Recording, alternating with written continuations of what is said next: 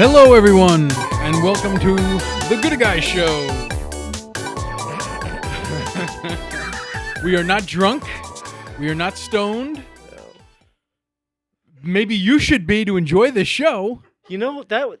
But, yeah, let's take. We are disjointed. The show's disjointed because we are disjointed. That's just the way we are. I would like to Enjoy say, it. Don't enjoy it. Watch. Don't watch. We don't care. Yeah. We're not doing this for you. Well, thank you, Tony. Tony Mel, ladies and gentlemen. I'm Jeremy Hansen. We are the Gooder Guys, and just want to say thanks for watching. Thanks for tuning in. And yeah. So we have a couple of comments on the social media about, are these guys high? Right. Yeah. And so what if we are, and so what if we're not? I mean, we're not. It's 2023. Yeah, we're not not. high. But we're not high. But but also this We're just not normal. and also, what is the show even about?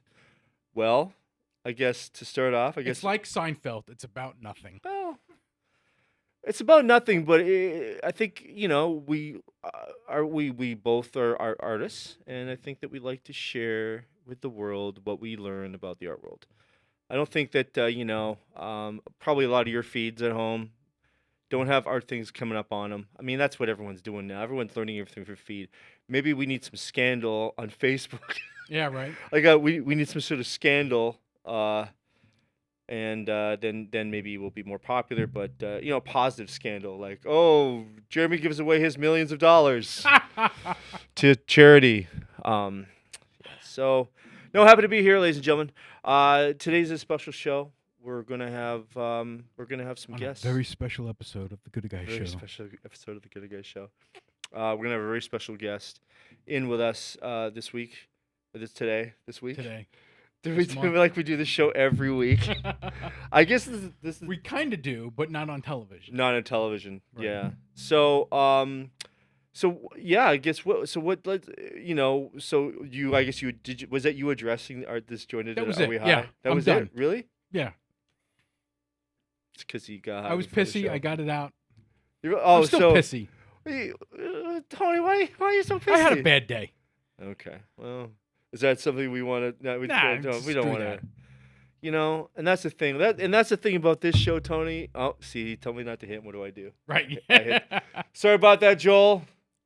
No hitting the check these table. guys on the back. We got them a camera going there. What's up, fellas? That's the hardworking crew. You can't see these two cutie patooties working out front, can you? Probably not, but they're it's cool. What? We are in 2023. We are taking the Wyandotte Conex. Is that how you say it, Joel? Conex. To a new level. Are we? Soon, who knows? Soon we'll have. If you're passionate about makeup, and you like to do makeup stuff, hit us up. That would be cool. Just like then I would get here 5 minutes less late. Yeah, right. And sit in a chair, have the the things around. But why are they still watching? They don't know because we have an exciting guest. I guess I'll just a little You're bit about watching it. because you have nothing better to do. That's why you're watching. Well, this is going to be on YouTube too, unfortunately. Yeah. But yeah, you can listen to us once a week, and on the Spotify's or wherever you listen to the wherever you podcast listen to on podcasts. Spotify and I don't know what. Wherever you listen to podcasts. That's what the kids are saying now. Yeah, It's wherever you listen. Wherever you listen to podcasts. We're not going to get a TikToky. No TikToks. No TikToks.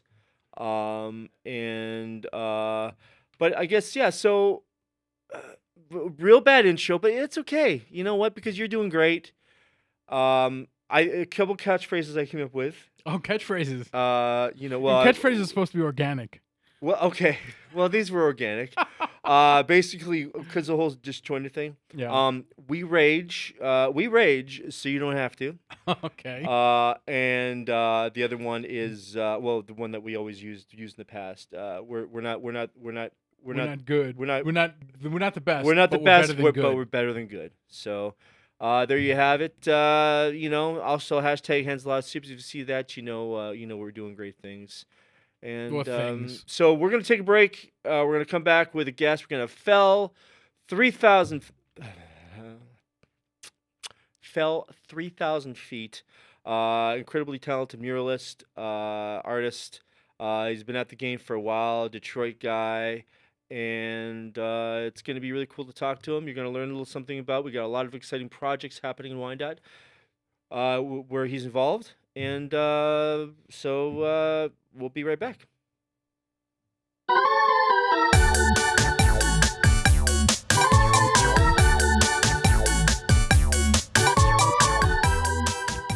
Hey, camera there.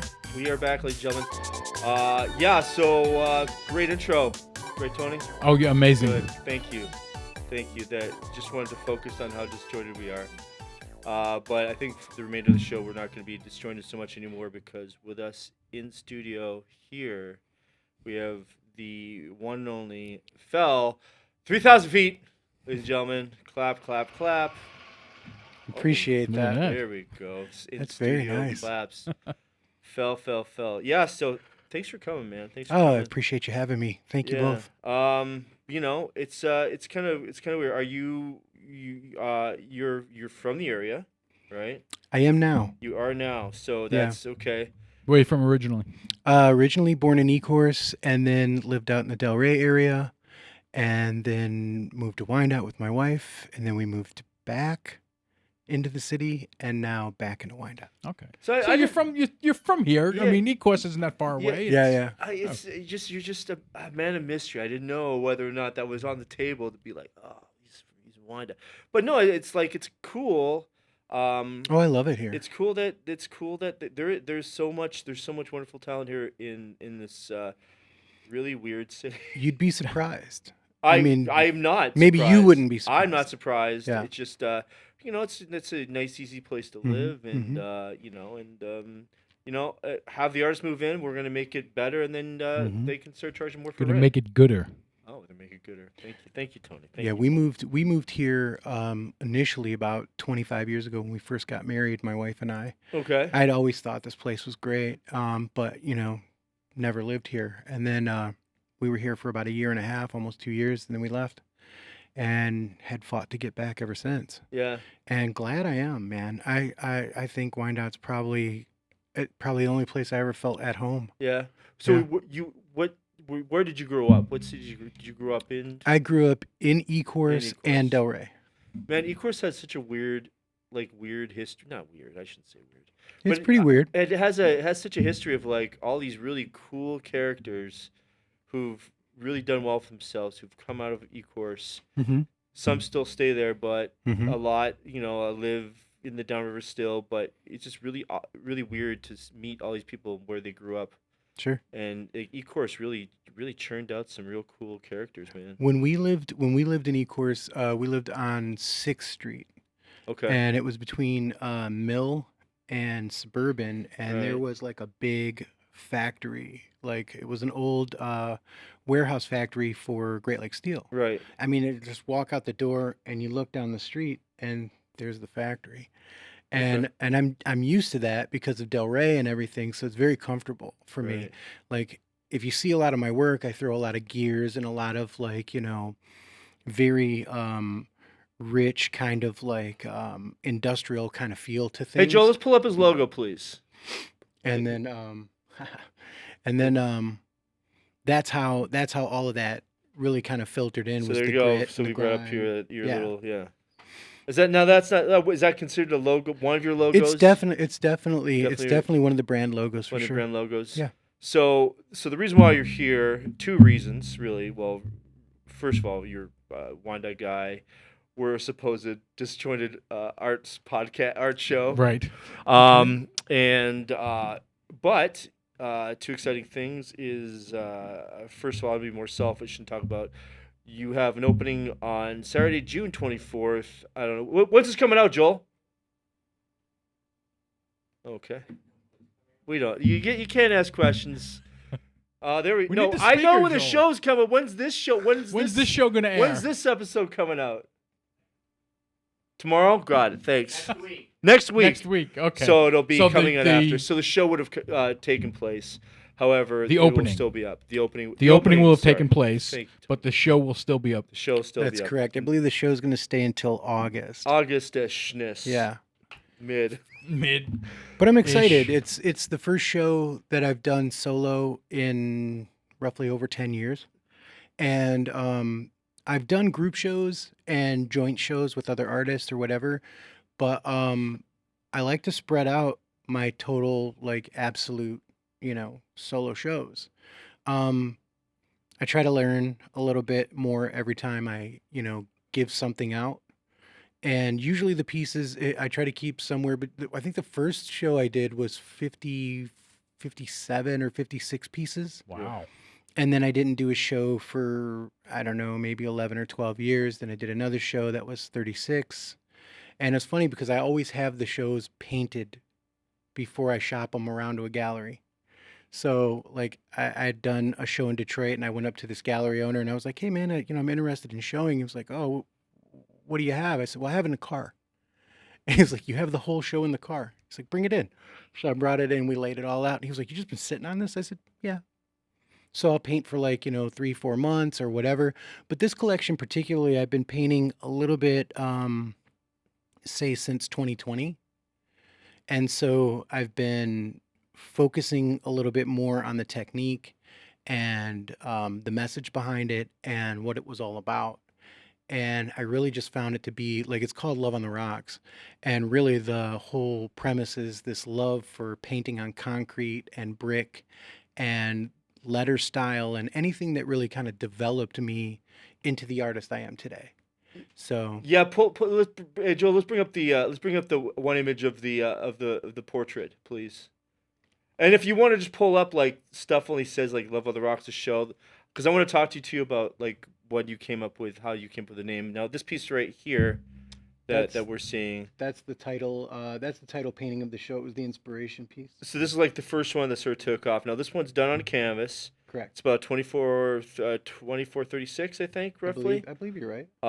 And it's got a lot of different mediums involved, right? We've got enamel, acrylic. That's right.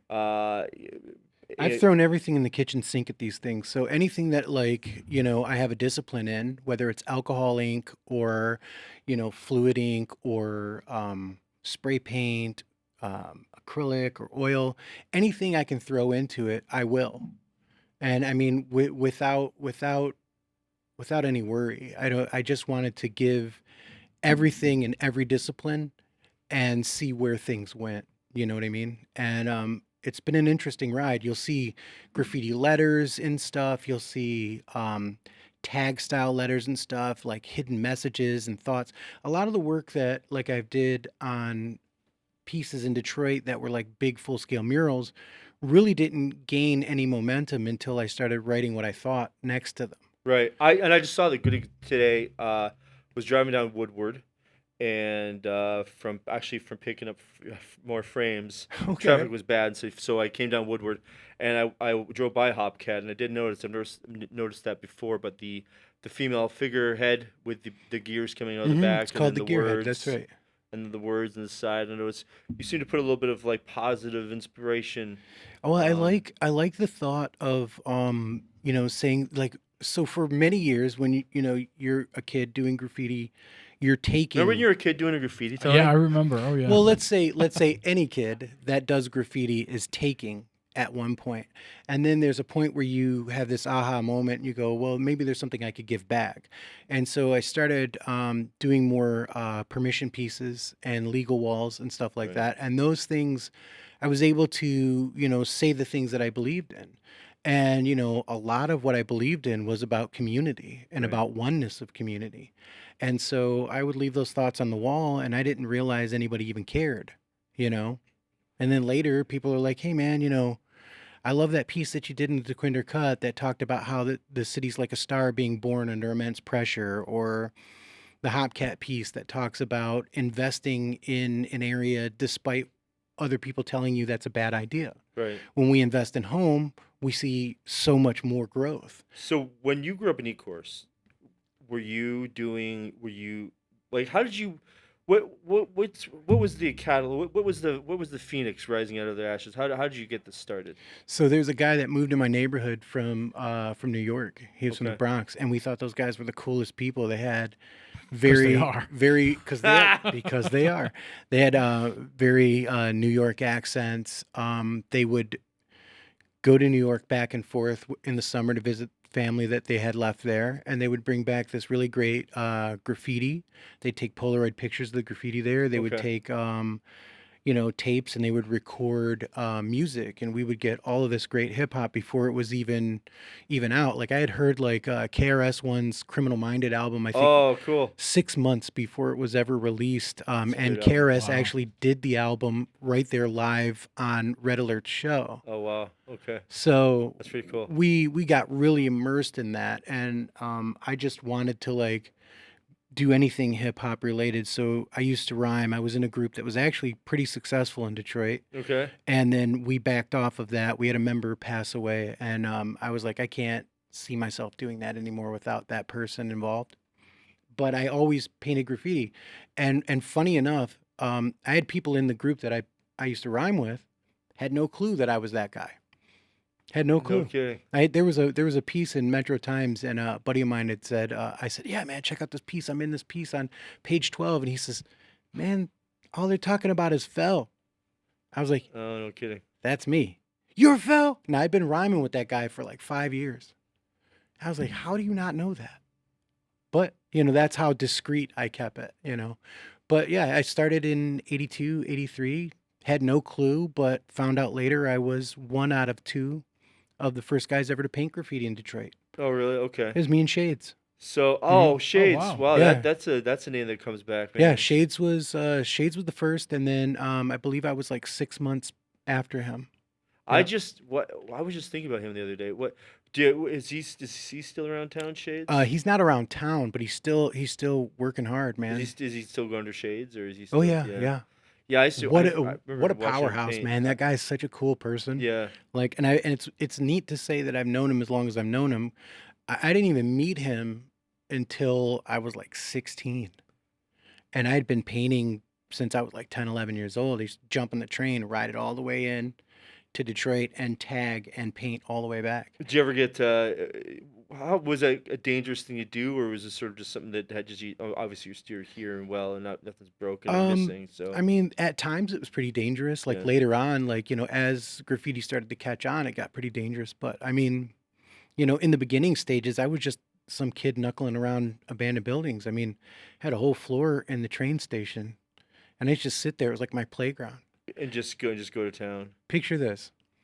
You're in the train station. It's completely Michigan dilapidated. Central, right? Thank you. Okay, sure. And there's an area where there's these glass like windows that come up like this, so it's like all naturally lit, and they still had all of the wood benches, Okay. but there were like little sapling trees growing up, so like little canopy, and I'd just be sitting there with a black book drawing what I'm about to paint, just a kid, Oh wow. and then I'd go over and do it.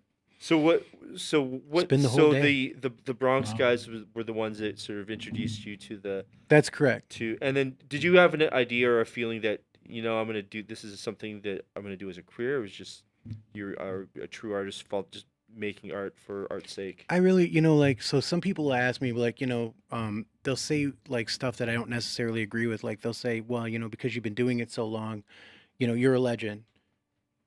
Why? Because I did something that I felt I needed to do when I was a kid. Right. I was talking to Ron Finch. If you don't know who Ron Finch is, Ron Ron Finch, Finch is yeah, an sure. amazing motorcycle chopper Metal builder. guy, yeah. And he had asked me, he said, what do you think when, people call you a legend? I said, I don't really get into that. He goes, yeah, neither do I. I love the kids' responses though.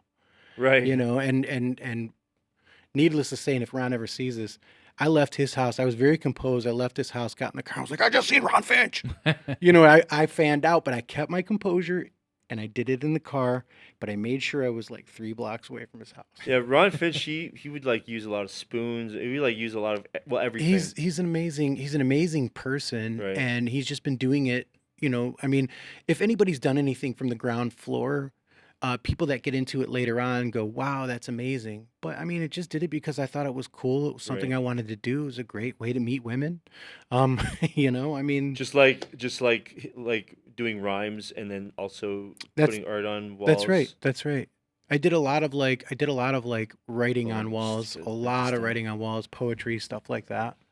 And I would just leave them in spaces because I was very influenced by artists who did that stuff, like Basquiat and people Right. like that would just write whatever they thought. Right. Or And he went by Samo. Samo, We've that's talked right. about him on the show. Yeah. Yeah. Did you ever like feel bad, or was there ever a time where like maybe you, and it's probably, I mean, it's not going to be bad, but I don't know what I'm saying. Doing popping a piece up on somewhere that you really shouldn't be, but you did it out Did I of. ever feel remorse? Yes. No, No, there you go. I like because that. back when I started doing it, there was this code that you can't get from the internet or YouTube. Right. And a lot of kids that are starting now, they don't have anybody who really kind of schooled them in that introductory, like, telling them, hey, man, there's a hierarchy to what you do. And, it's not cool to, defecate your neighborhood Right. and, lift up that neighborhood. You know what I mean? So people don't Right. learn that. Like, there's a code to just doing graffiti alone. So there's this thing called tagging. You might have seen like the scribbling on Right. mailboxes and whatnot. And then if you're driving down the expressway, you might see what they call hollows or bubble letters. It's called bombing. And then after that is this thing like where it's just the name, but it's really well produced. Right. And it looks like they took a little bit of time to do it. That's called piecing. And then a mural is like a burner. Well, if you take a tag and you put it over a bomb, you're going to be disrespected by the people you even paint with because you got to do. You're supposed to one up whatever that is. So you can't take a tag and do a bomb, or Right. take a tag over a bomb, or a bomb over a piece, or You do don't a hollow. deface somebody else's work. Well, you can, but you just got to crush it. Yeah, you got to be. You gotta do it's gotta be better. better. Oh, It's got okay. to be a level up. But I mean, I've seen guys have murals that were, or not murals, but just their name up, and it was well done. But somebody had tagged over top of it with just their name and just one line letters, and then I'll go in because it's been defaced, and I'll paint over that, which is my right in the code, and then they'll go back and they'll just cross my whole thing out. I had a guy not too long ago, it was a few years back before COVID. He had a piece that was all like what we call cashed out when they're destroyed. We call them cashed out. So I was like, this piece is cashed out. I'm going to do a memorial for two of my friends that passed away, Jordan Teed Vaughn and this guy Loaf. They were both kings, which means they had heavy credit in the city. They'd been painting for years. So I wanted to do a memorial for both of them. I taught both of those kids at some point or another, and they felt like my little brothers. Did the piece for him over top of this guy's stuff, and he went over across the street and wrote all through all of this stuff right next to a piece I did for my father as a memorial. And I had legal right to do the piece as far as street code goes. Right. I had legal right to be there as far as the owners of the place it was at, and it was already ruined. My mistake was I didn't take a picture of it. I should have took a picture and posted, say, hey man, this was cashed out. Oh. I'm sorry. And I should have put his name up. So that was my mistake. But nobody's teaching these kids code. Right. So this goes back to remorse. I always painted abandoned buildings. I always painted a dilapidated structure. I never painted on mom and pop businesses, Right. people who are struggling in the city. I mean, think about it, man. You remember what it was like 20, 30 years ago to be in Detroit? 20 years ago, yeah. You've been here 20 years too? I've been here 20 years. Yeah, so we're both. So that's also the other thing why Tony do the show is that also we're both not from here. Okay. This is probably Michigan's #1 arts podcast by two guys who aren't from Wyandotte. That's fair. So So if I paint you a picture and say 30 years back, yeah, anybody who had a store or a working, thriving business in Detroit and was sticking it out through the worst of the times we had ever seen, not only do they deserve an award, they deserve, the utmost credit. Right. I'm not going to go over there and just deface a place that, I mean, they've already been beaten into submission. Why do that? What That was my thought. when did so graffiti sort of has a weird like a weird history of because I know that it was sort of considered vandalism. People would or some of the wrong guys gave it the bad deal of vandalizing cool things, Sure. putting stuff in like nice stuff. But I know a lot of people will go and abandon garbage buildings. And before we start recording, you were explaining to Tony about that about the whole problems of putting pieces up or doing stuff on abandoned buildings or dilapidated hmm buildings. Could you kind of do you think you can go back to that? Let me make sure I understand what you mean. Yeah, You thank wanna you. talk about like painting in an abandoned building Or all as the a- above, as you opposed. know. how like we were talking about how the city was going after the artists. Okay, prior. Yeah. So, I mean, when I start this, I want to say that like there isn't a point where people who are educated can't change. Right. Okay, and there was a strong point where I could not see eye to eye with the mayor. Okay. Um, And that's the current guy. yeah, Okay. and if you ask me how I feel about him today, I think he's done a great job. So, what we're talking about is history, Right. and I want to make sure that that's clear. Sure. But back then, his premise or his platform was to eradicate all of the graffiti art from the city of Detroit. And when he was running for district attorney, that was what he had said in the press, is that he was going to bury the graffiti artists underneath the 36th district court. Now, I'm loosely paraphrasing that, so don't quote me. Yeah. But it was something to that effect. And then they asked me what I thought about it. And I made a typical fell snarky comment about it. But I was right, which was, and this was a quote, I don't know if we need to worry about the graffiti artists as much as to focus on the 300 murders we had last summer, on the Northeast End. That's all I said. But I think that was important. The Yeah. Northeast End was treacherous, still is, but it's a lot better than it was under his control. Later, he had decided to stop running for district attorney. I think he went to DMC, and then he got into running for mayor, and he's done a bang up job. At first, he wasn't very keen on graffiti and street art, but just like I said, educated people will learn that there are certain things that are beneficial.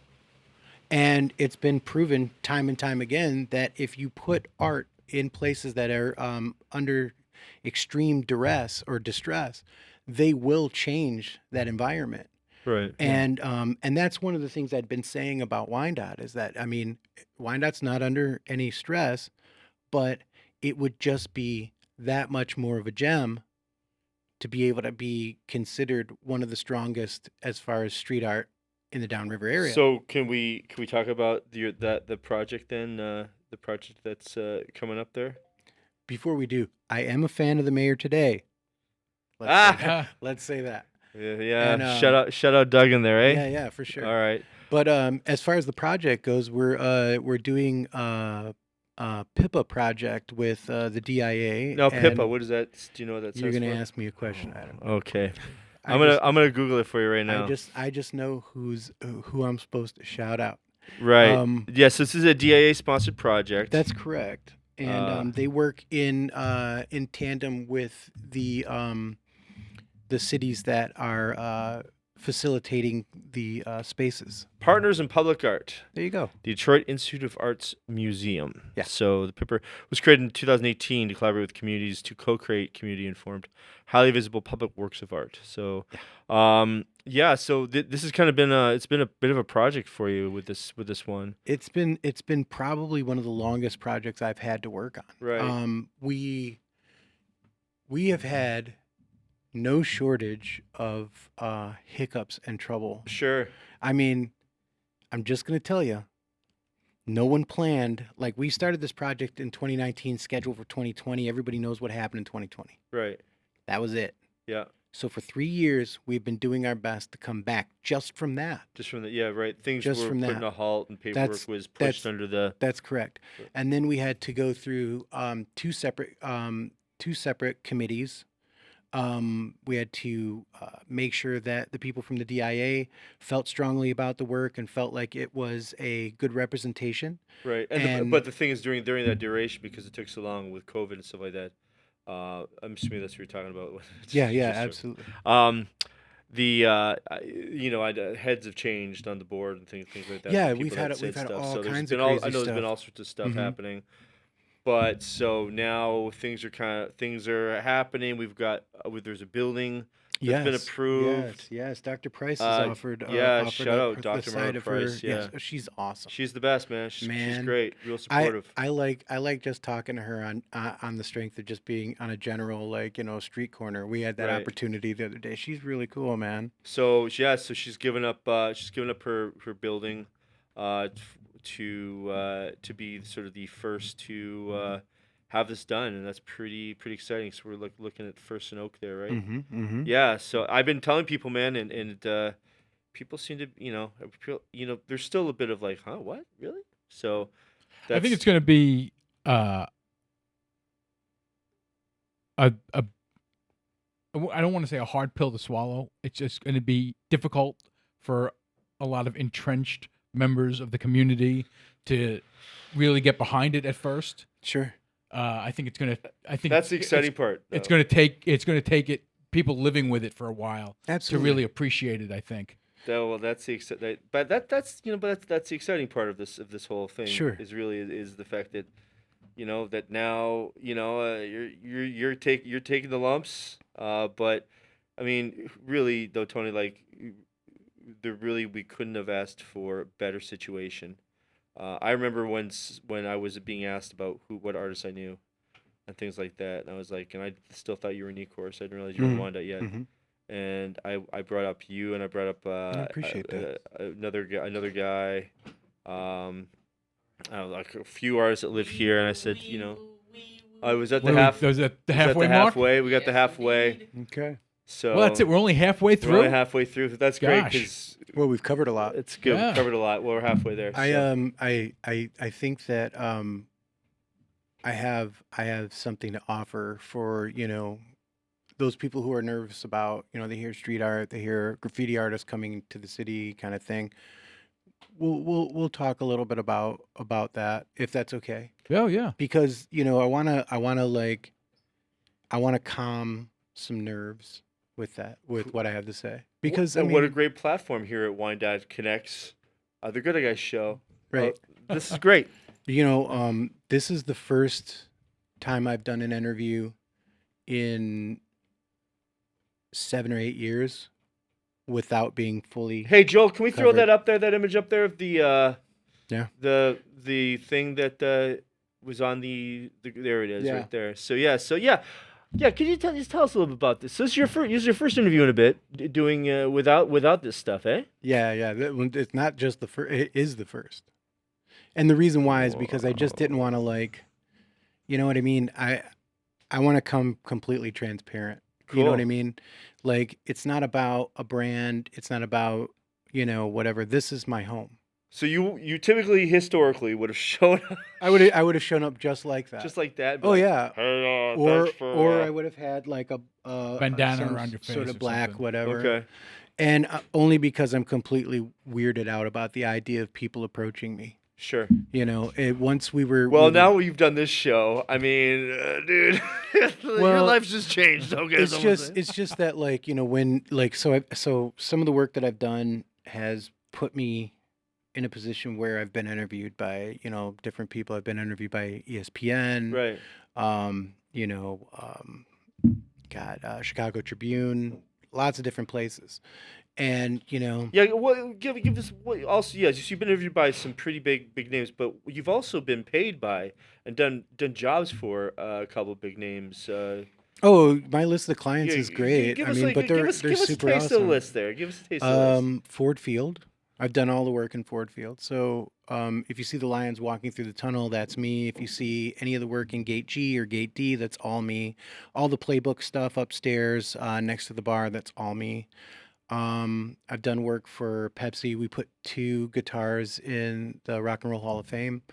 I've done. I was like, they're going where?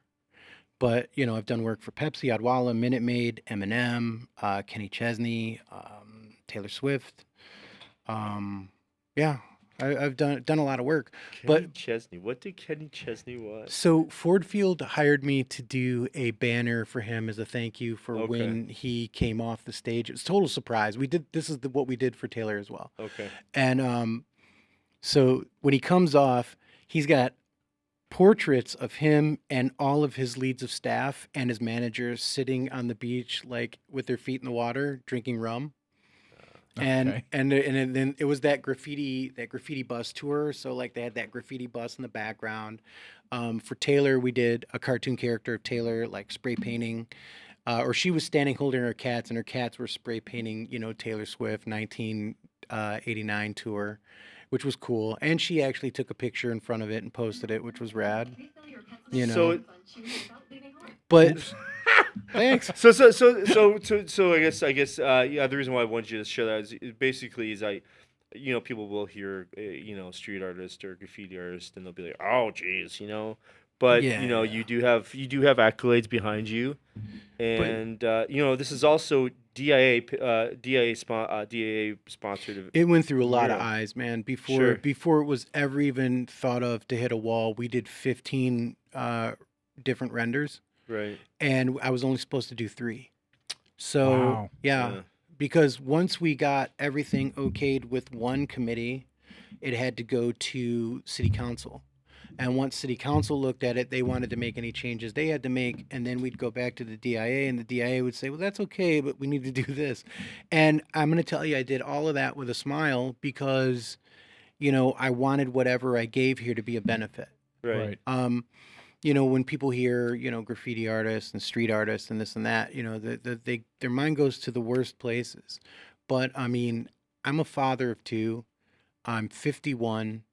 I want whatever I do to be seen as a positive thing. And Right. I've built the last 25 years of my career doing that. So if you were to see any of my work in the street, anywhere in Detroit or anywhere for that matter, I mean, you would probably be like, okay, so this guy's going to come and do something here. I'm cool with that. We want to make sure that, like, all parties involved wanted to make sure that, like, anybody who had any apprehension could be soothed and calmed and know that we were going to represent the city in a very positive light. Well, actually, how I learned that you lived in Wyandotte now, not necessarily just Ecorse, but was actually because of your mural at Granddad's. Mm-hmm. That That's right. That's Heisem. right. Yeah. Yeah, in Heisem, I was like, Phil, like I've met that guy, and so it's just kind of a Wyandotte's a big little town, Sure is. So, yeah, you and I met I asked you 13 years ago at her It, pos- it could have been longer. could have 15. Yeah. Art Basel in Miami. Oh. Wow. It was a good time. Well, yeah.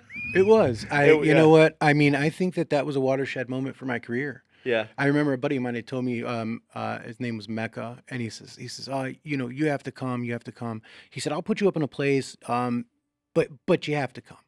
And I said, listen, man, I've been doing this stuff a long time. What are they going to show me that I don't know already? I used to do the convention circuit where I would travel all through the Midwest and, like all through the country, competing, doing murals and graffiti and stuff. So I'm like, what are you going to show me that's going to be jaw dropping or baffling? And I got off the plane and he drove me in, and I was just like, it was sensory overload. I seen people doing things that, okay, so I was like a graffiti purist. So I was doing all these murals. People say, oh, you're airbrushing them. Everything was spray paint. And I get down there, guys are using paintbrushes, they're using airbrushes, they're using anything. Anything Wheat goes paste and mixed as media. long as it gets the job done. Right. And I was It's like, the end result. That's what's exactly. important. Yeah. And some of these people were larger than life names that I had followed for years. People that I was just like, there's no way this guy's doing this with a spray paint can. And I'm just like, I can't get, and I'm trying to get it that way, trying to emulate that. And I was just like, okay, now I see all the inner workings, and it was like somebody had lifted a veil. And I came back and I was like, I'm doing it all. I'm doing it all. 7 stories, 8 stories, whatever it is, I'm doing it all. Right. Give it to me. And I think for people that don't know Art Basel, and Tony, you know a little bit about Art Basel, started off in Basel, Switzerland. That's correct. It was a real highfalutin blue chip style, just to be there. Now, for those who are familiar with the Wyandotte Street Fair, art fair, is a little bit of a different animal. Imagine taking the street fair only having artists that are museum quality, be in galleries that are paying $25,000 for a 10 by 10 space for a weekend inside a convention center. And taping a banana to the wall. And tape banana to the wall.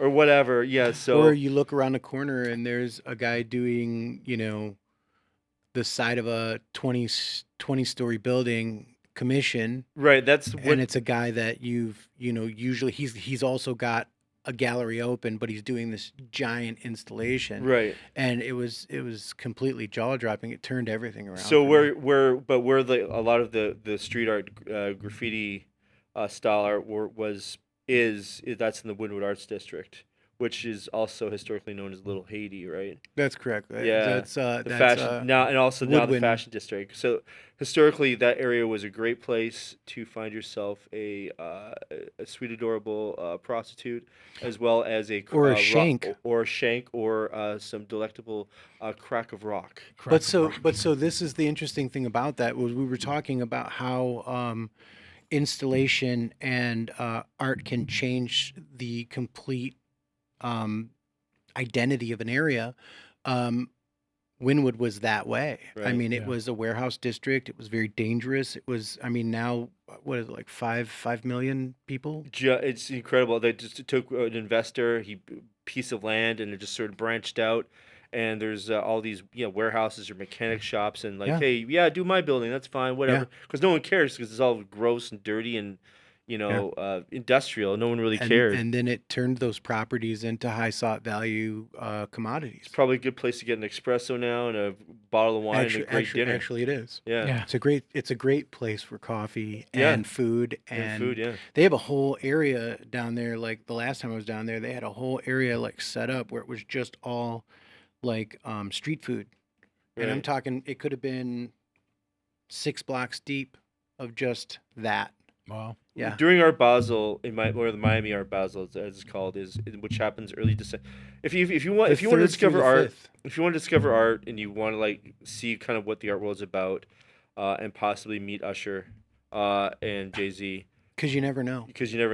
Yeah. You can go to the Art Basel. That's where that girl charged her phone out of her JJ cable. That was at Art Basel in Miami Beach. Do you know about that? No. Some girl had a phone charger to charge iPhones up the old, and the cord was coming out, and I guess the big thing was Usher stopped to charge his phone with this lady, and he gave her a name for a minute. So art, what I mean? Yeah. You never know. You never know. But I would really talk about a performance piece. I mean, a little bit different from what you do. I mean, what you do is okay, but until you can actually charge a phone out your butthole, bro, I don't see that happening anytime in the near future. 2023, dude, or later. But Bills. This is why I'll never be truly famous. Right? I'll be sort of famous, but not truly famous. But my favorite. I've been back I think 3 times since to Miami Art Basel, and my favorite area to go is to the Wynwood Arts District. It's just always cooler. There's other fairs that happen around there. That's right. But they're a great place to get a coffee. There's street food. There's artists. Typically, atmosphere is really positive with everybody. Really positive. It's really cool. Mm-hmm. But a little secret, little good guy's secret. You go on the Miami Art Basel website, see what galleries are going to be there. and message them and ask them for VIP tickets, and you can get into go see their gallery inside of the big tents that they put up that cost like $25 to get into. One of the places I got to plug if you go down there is the Museum of Graffiti. Now, where's that? Is that in Woodwood? That's in Woodwood, right? Yes, it is. Yeah. And I'm going to tell you, like, that's You should have talked there. yeah, I did. I did. Yeah. I just did an installment and was part of a lecture talking about how art and community can come together. Right. And the big key ingredient was talking about when you place art in communities, how it brings communities together, and Right. how it helps communities grow. What's the respect in the graffiti? Because I mean, really, I mean, it's an international thing. I mean, New York was New York the starter for It's the hub. that's the hub. That's the As main, far as I know, it was the early 70s. right, 60s, 70s, yeah. Yeah. And I think it was a little more political back in the 60s, like 60s. It started out just getting your name out. I mean, I Right. think that like everybody kind of like celebrates the artist Cornbread. He just writing his name Cornbread. Yeah, and You then know, but and that then was a that lot of took off. trains. There was a lot of trains. Do you remember seeing that? I saw, yeah, it was all over the subway. Growing cars. up? Yeah. And they really cracked down on that, didn't they? Well, they tried to. The first, Their mayor went nuts. it was a big deal. Yeah. But what happened was, in the midst of all that, they had commissioned an artist. There was a tunnel that led out to a bridge, and the way the stanchions were, it would block off your sight. So when the train went by, you would see like sections inside an interior wall as the support stanchions were there. Oh, cool. So they commissioned an art. Maybe they didn't commission the artist. Maybe the artist just did this, but he painted like almost like animation cells. Oh, cool. So when the train Oh, went that's awesome. by, you would see like a rocket taking off and a rainbow that's forming, cool. and it was really cool. I mean, as far as street art went, it was the first like big installation piece in the city that really got attention. I can remember as a kid them covering it on the news, and then I remember when I got to see it on the train. Yeah. So this is your experience and your straight up reality as a youth. Yeah. That's amazing. It was the coolest thing. You're on the train and you're looking out, and just the way the support stanchions were, it looked like you're watching this piece of animation, and it was all That's awesome. these street paintings. So when I was a kid, like I said, the only person out there was Shades and myself. And Shades had gotten into it because they had the graffiti train come through, and Dondi and all those guys were, like showcasing their artwork and, like going all the way across country, showing graffiti art as What time a, of year? What time of? When Oh, was you're this? gonna ask me In years. the 80s? It was a long time ago. Was it the 80s though? Yeah. Okay. All right. And I just, so you know. and so Shades had got a chance to see that, and it set him right off, and he was in. These are his stories, not mine. Right. But my experience came from people who had, like this wealth of like Polaroids and whatnot. And I remember, and the reason why I say that that's such a fascinating story that you have is because I remember being a kid and going, man, if it was just like New York, man, I would love to see. I mean, I didn't care. I just wanted to see other people doing it instead of just me, Yeah. and not seeing anybody from like, 10, 11 years old until 16 meeting somebody was a long span of time Yeah. to not Especially have, at that age, it seems like forever. yeah. And then, like books started to come in, play, magazines, that kind of thing. We'd start to get those trickle in because people started to realize, hey, we'll take pictures of these and we'll sell them. And none of the artists will get any money. And Yeah. and we don't need the rights. But I think it's kind of funny that But so it's like you said, started in New York, but then you start seeing it in England, and you would sort of see it with like the DJs and stuff like that who Oh, yeah. who would go back and they Oh, would yeah. they would put the artwork up on like one of my favorite Goldie drum and bass. Rumor has it, Banksy, or I never know how to say his name correctly. it's Banksy. Banksy. Rumor has it he was involved in the music thing, but whatever. Were you familiar with his when he that auction piece that went through the shredder? I'm familiar with it. Yeah. Yeah. Did you do you have any? What do you think of that? Oh, I thought it was genius. I thought it was the best. Yeah, he thinks that he got to, I I said- thought it was kind of a crappy thing to do to the guy that spent all that money on it.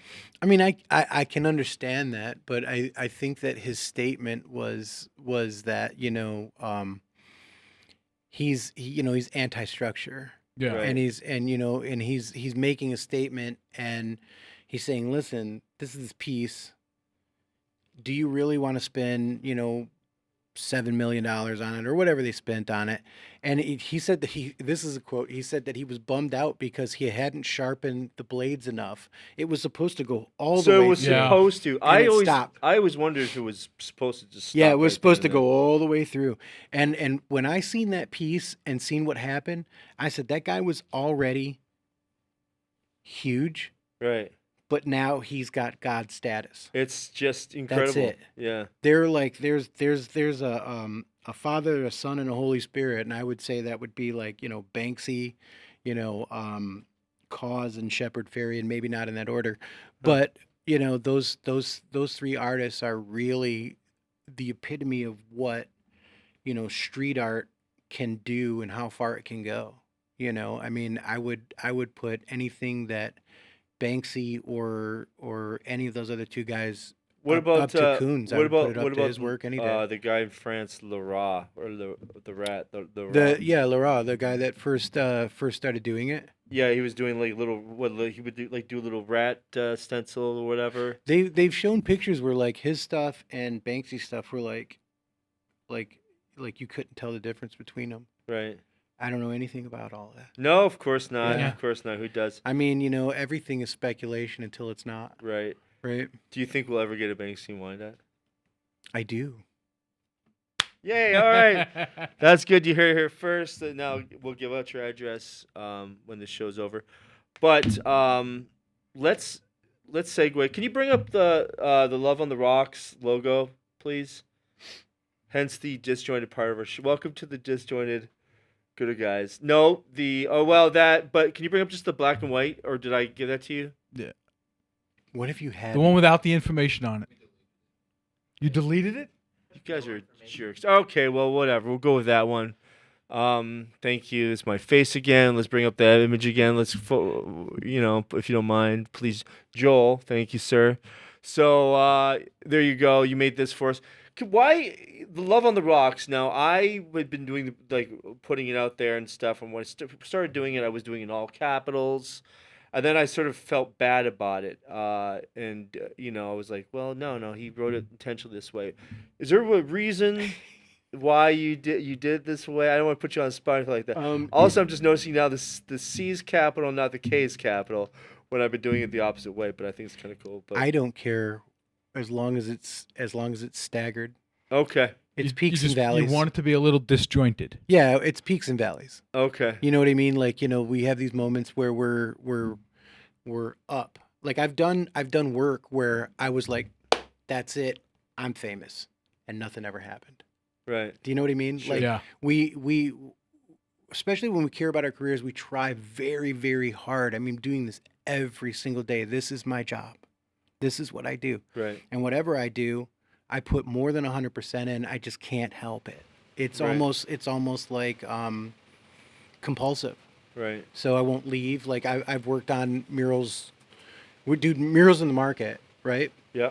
And I'm alumni 2 years. All these guys are partying and hanging out. 5 o'clock in the morning. Why is that guy still on the lift? Because the hair on the character is not Right. perfect. Right. So I'll do these things, you know what I mean? And I'll do them to the utmost, thinking that there's going to be some great end result at times. Right. And this was the younger me. Now I'm just, but peaks and valleys. Peaks and Everything valleys. is just like, like here we are at this point. I think 2022 was probably the year that I thought the brand was going to completely go belly up. It was such a bad year. You're about to cash it in. You're I Dunzo. was going to walk away. Dunzo. I mean, because Get a corporate job and yeah, something like that. But like I honestly, like we lost 4 major four major accounts. I'd just been painting. I was going through depression really bad. Right. Wasn't feeling it. I was doing a lot of studying. So while everybody else was like going, what are we going to do? I was watching YouTube during COVID and listening to lectures from professors about art and, putting myself through school so that I could better myself. And so that's how this show came about, was just me, putting into practice years and years and years of everything and working through those peaks and those valleys. Right. And then thinking about like, what would I call it? And I was like, well, it's sort of a love letter to my career. I started, focusing on letters when I was 10, 11 years old. It was a very big deal to me. I kind of walked away from that, started doing characters, and then, met some people who were amazing and said, you could probably do portraits, you just don't try. And so I started doing portrait work and doing it large scale. And then in the midst of that, I was learning technique. And so all of that is this collaborative, love letter to that career. And like I said, the rocks are basically just, my love for painting on walls and on brick and on concrete. And so that's why it is what it is. Well, maybe we'll get some rocks in the show coming up. If I had them at the hand, they would have been painted. Well, and we would have been selling painted rocks. I'm gonna find a brick or something. So this show airs after your opening, but people are gonna be hearing about the opening. I know that already. There's been a lot of talk about it, and it's gonna be really exciting. Pat's really excited. She was asking me about Pat Slack asked me about desserts today. Shout out Pat Slack, Pat Slack Way. Go check that alley out. Congratulations, Pat. You're the best. So that's going to be phenomenal. But during Art Fair, the show will still be up. We are going to throw another party during Art Fair, and we're gonna do some fun. We're not just gonna have like, hey, here's wine. Sure. So it's gonna be something fun. And then August I think we'll have an artist talk in August. So it's gonna be fun. It's great. It's such an honor, pleasure to have you here with us, man. And thanks so much for having me. And just to have you be part of the show. And I love this city, man. And if anybody doesn't believe in synchronicity or just going with it, because I know when I first met you, it was silly times. Here we are, baby. So that's keep right. working hard, kids. Yeah. Find us on Facebook. Find us on Instagram, Good Guys Radio. If you have any questions or comments about the show, email us at goodguysradio@gmail.com. And we will try to get back to you or address your concerns on air. Yeah, and where's the stuff, by the way? What stuff? Remember, people are supposed to send us images of stuff they're doing. Yeah, well, nobody sent us anything. Well, mural in Oaken First fell 3,000 feet. Thank you, Em. Thank you, Phil. My pleasure. If you guys are interested in seeing any of my other work, it's predominantly on Instagram at FEL3000FT. We'll throw it up there too, man. Appreciate it, man. Yeah, we'll throw it up there. Come to the gallery. Go see Oaken First. Don't follow this man home. Wyandotte's happening. Thank you guys so much. And bye.